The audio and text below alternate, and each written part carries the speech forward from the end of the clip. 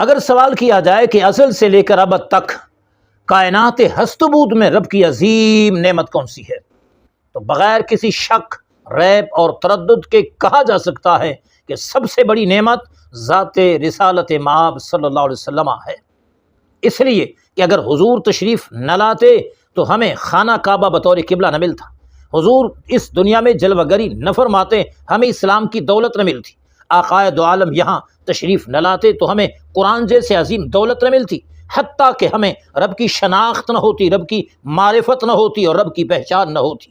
حدیث قدسی میں اللہ پاک جل شانہ نے فرمایا لولاک لما خلقت الدنیا، اے محبوب آپ نہ ہوتے تو میں دنیا نہ بنا تھا۔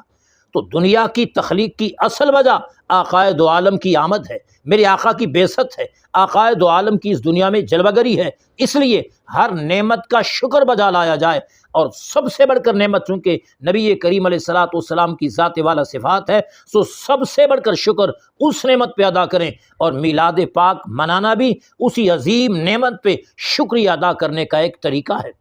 اور جو بڑی نعمت پہ منہ بسور کے بیٹھ جائے تو وہ ابلیس ہو سکتا ہے، شیطان ہو سکتا ہے، نبی کا منکر ہو سکتا ہے۔ نثار تیری چہل پہل پہ ہزاروں عیدیں ربیع الاول، سوائے ابلیس کے جہاں میں سبھی تو خوشیاں منا رہے۔